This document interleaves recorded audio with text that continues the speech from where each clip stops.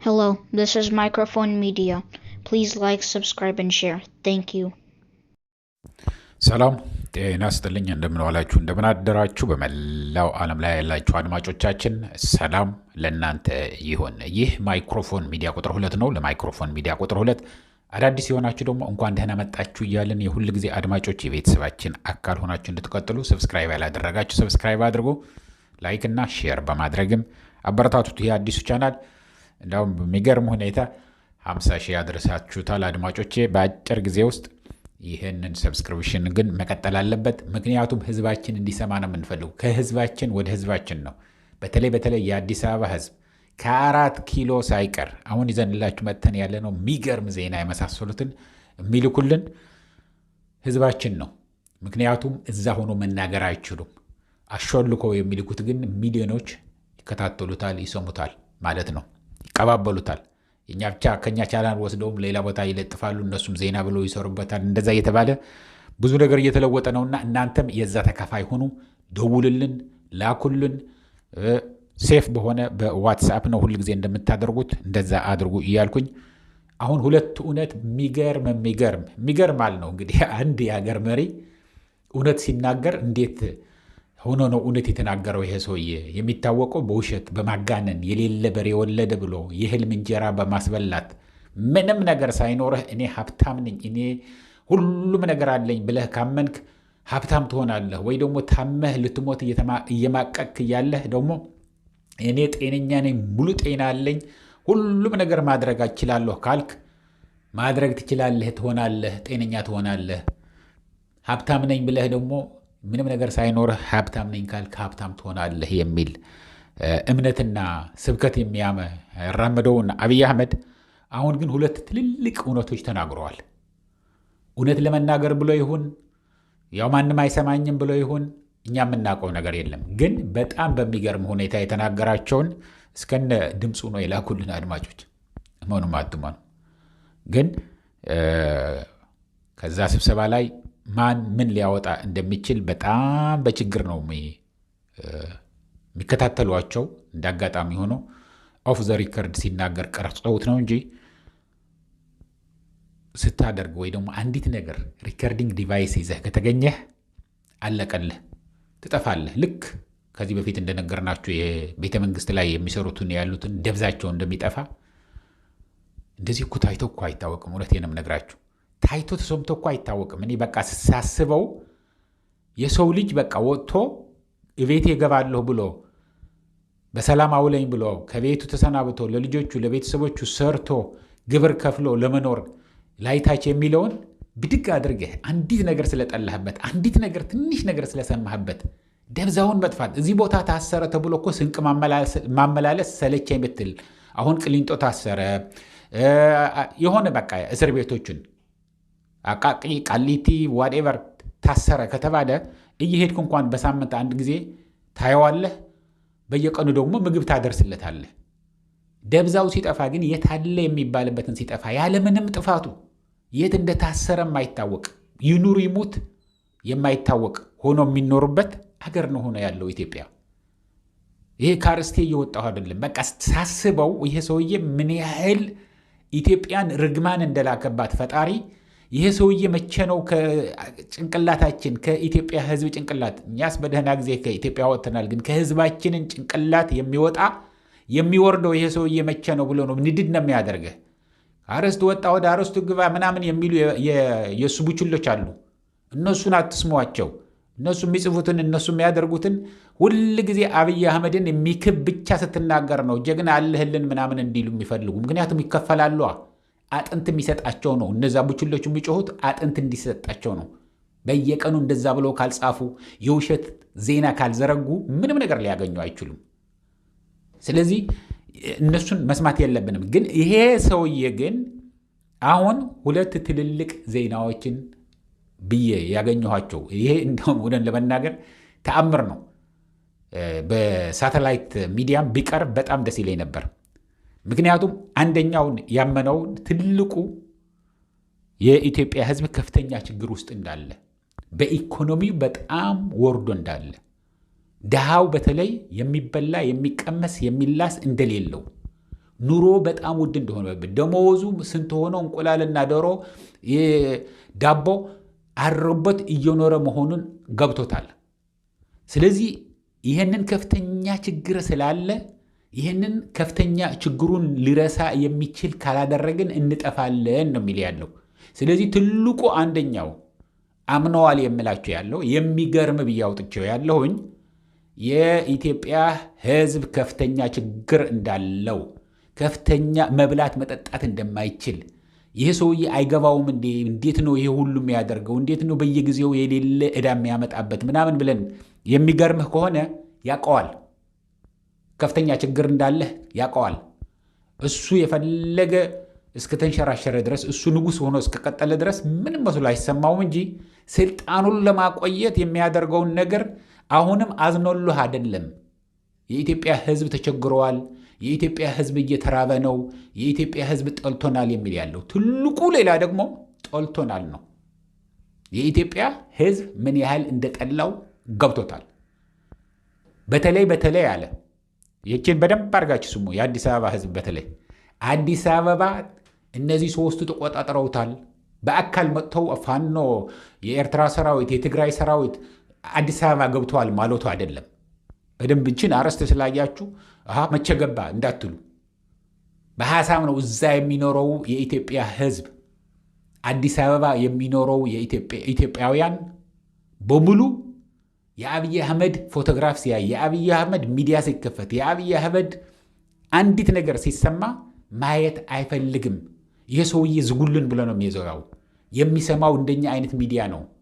ለዚህም ነው ከትልቁ እስከ ትንሹ ከከፍተኛ ፍርድ ቤት የኢትዮጵያ የከፍተኛ ፍርድ ቤት ደውለልኝ ነበር አንድ ትናንትና፣ ከዛ ቢሮ ውስጥ ማለት ነው ጠበቃ የሆነ ከአዲስ አበባ ልደታ ካለው ከፍተኛ ፍርድ ቤት ነው የምነግራቸው ያለሁኝ፣ ከጠቅላይ ፍርድ ቤቱ ኧረ እንደዚህ እየተካሄደ ነው ብሎ በደንብ አድርገህ ዶኩሜንቱንም ሁሉን ነገር አዘጋጅ ተላክልንና እኛ እናወጣዋለን ብየዋለሁ። እስኩ ሲያወጣው ድረስ እና ከሁሉም ከዛ ከፍርድ ቤቱ ብቻም አይደለም ከ4 ኪሎ ይላክልናል። ስለዚህ አዲስ አበባ ተቆጣጥረውታል ሲል የአዲስ አበባ ሕዝብ በሙሉ ስለ ፋኖ ነው የሚያወራው። የፋኖ ደጋፊ ነው፣ በብዛት የፋኖ ደጋፊ ነው የሚል ያለው። ፋኖ መጣ ቢባል ሆ ብሎ ይውጠናል ነው ይባል። 1 ሚሊዮን ሰራዊት አለ፣ የሰላም ሰራዊት ይባላል አዲስ አበባ 1 ሚሊዮን። እነዚህ ምንድን ናቸው መሰላችሁ? ድሮ ሴፍቲኔት የሚባሉት የነበሩትን እየጠረጉ አንዳንድ ነገር እየሰሩ ስብሰባ ውጡ ሲባል የሚወጡ፣ ሰላማዊ ሰልፍ ውጡ ሲባል የሚወጡ፣ በቃ ፈርተውችን ስኳርና የምትሰጣቸው ስኳርና ዘይት በየወሩም በየ6 ወሩም የሚገዟትን እንዳያጡ ብለው የሚወጡ ናቸው እንጂ እነሱም ቢሆኑ ይላል ያለው አብይ አህመድ፣ እነሱም ቢሆኑ ፋኖ እዚህ ሱሉልታ ደርሰዋል፣ ፋኖ ደብረ ብርሃን አልፎ እየመጣ ነው ቢባል ሆ ብለው ይቀበሉታል። እነዚህ ሶስቱ ደግሞ አብረዋል። እነዚህ የምታዩቸው ያለችው የኤርትራ ሰራዊት፣ ፋኖ፣ የትግራይ ሰራዊት እነዚህ አብረዋል። ስለዚህ ምንድን ነው የሚፈልግ ያለው? አንደኛ አርእስት ማስቀየሪያ አንድ የሆነ ትልቅ ውሸት ይፈልጋል። ወይ አልሆንለትም ብሎት ነው እንጂ በቃ አንድነታቸውን በተለይ ደግሞ የኤርትራ ሰራዊትና የቲዲኤፍ የትግራይ ሰራዊት እየተገናኙ ነው። አንዱን ከነካሁ አንዱም ዝም ብሎ እግሩን አጣምሮ ቁጭ እንደማይል ሰምቻለሁ፣ አውቄያለሁ። ስለዚህ ልቆይና እርስ በርሳቸው እንኳን የትግራይ ህዝብ በእርስ በርሱን ላባለው የኤርትራ ተቃዋሚዎቹን እያለ የአፋር ቀይ ባህር የምናምን እያለ እያደራጀ እነሱን እንዲረብሹት ላድርግ ብሎ እጁና እግሩን አጣምሮ ያለው እንደማይሆንለት ስላየ ነው እንጂ ጦርነት ሊከፍት ነበር ሐሳቡ። ጥቅምት ላይ ያለፈው ጥቅምት ላይ አስቦስ፣ ህዳር ላይ አስቦስ፣ ታህሳስ ላይ አስቦስ። ምክንያቱም አንደኛ ነገር እነዛ ቡችሎች በተለይ ከሁሉም ከአማራውም ከትግራይም ከኦሮሞም የእሱ ቡችሎች አለ አይደለም 4 ኪሎ የሚሰሩ ሚኒስተር ነን ምናምን ነን ብለውም የሚንገላቱ እዛ ያሉትን የሌለ ውሸት ነው የሚነግሩት። በቃ ህዝቡ እንደዚህ ብለዋል፣ አንድ ነገር ነው የቀረው፣ ሊበተን ነው የትግራይ ሰራዊት፣ ህወሓት ሊውጡት ነው፣ ህዝቡ ሆ ብሎ ሊነሳ ነው። የማይሉት ነገር የለም። ምንም ነገር የሚፈጠር ነገር ግን የለም። ስለዚህ ዋናው ነገሩ ምንድን ነው? አብይ አህመድ ትልልቅ የሚባሉትን አያውቃቸውም ወይስ እያወቀ አይናገራቸውም የሚባሉ ያሉትን ቤት ሲዘጋ እውነት መናገር ጀምረዋል። የአዲስ አበባ ሕዝብ አንድ ሰው እንኳን እንደማይወደው ተናግረዋል። የአዲስ አበባ ሕዝብ በከፍተኛ ችግር የኢትዮጵያ ሕዝብ ማለት ነው። የኢትዮጵያ ሕዝብ በከፍተኛ ችግር ውስጥ እንዳለ ገብቶታል። አንድ ነገር ካላደረገ ደግሞ የኢትዮጵያ ሕዝብ እንደሚውጠው በተለይ ደግሞ ዓመት በዓል ተብሎ ለጥምቀት አሁን ከፍተኛ ፍርሃት ነው ያለው። ጥምቀት ሲከበር ሆው ብሎ እንዳይወጣ በየኮንዶሚኒየም እኮ አሁን ፖሊስ ብቻ አይደለም ሪፐብሊካን ጋርድ ሳይቀር መድበዋል። ውሃ እኮ የለም፣ ውሃ የሚባል የለም። ፎቶግራፎቹን አንስተው ልከውልኝ ከየኮንዶሚኒየሙ ሻግቶ ሽታው ጭራሽ አያስጠጋም አሉ።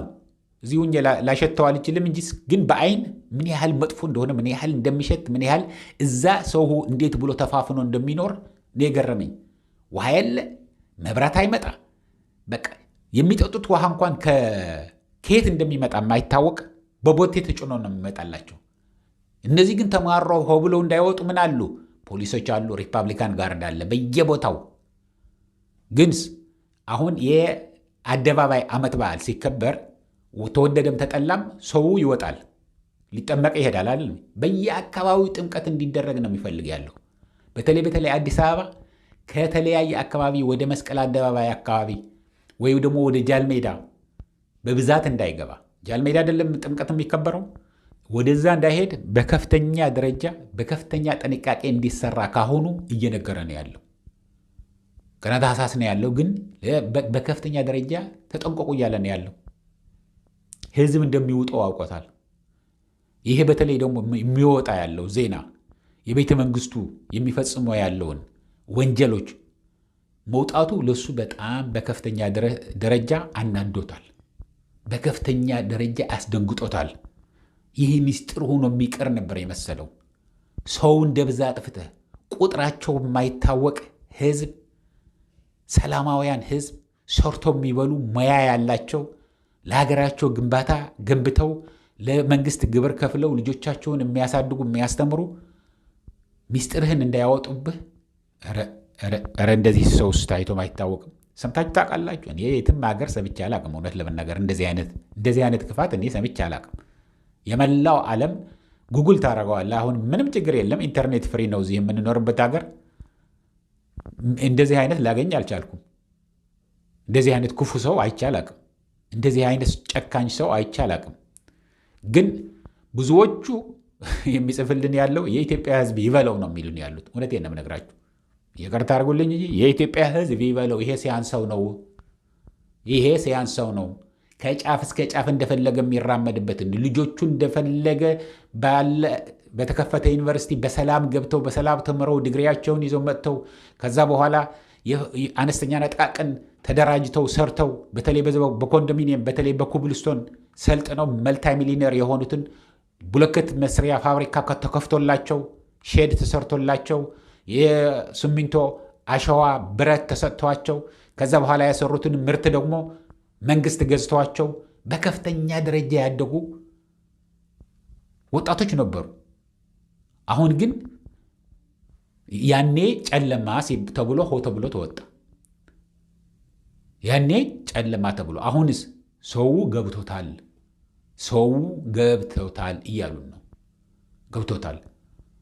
አሁን ታዲያ እጅህ ላይ ነው ያለው ሕዝብ፣ ለማንም አይደለም።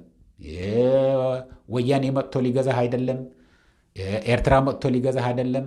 ፋኖ መጥቶ ሊገዛህ አይደለም። ሕዝብ የሚመርጠውን ሕዝብ ሆ ብሎ ከተነሳ ሕዝብ ከመራ መሪ ይፈጠራል።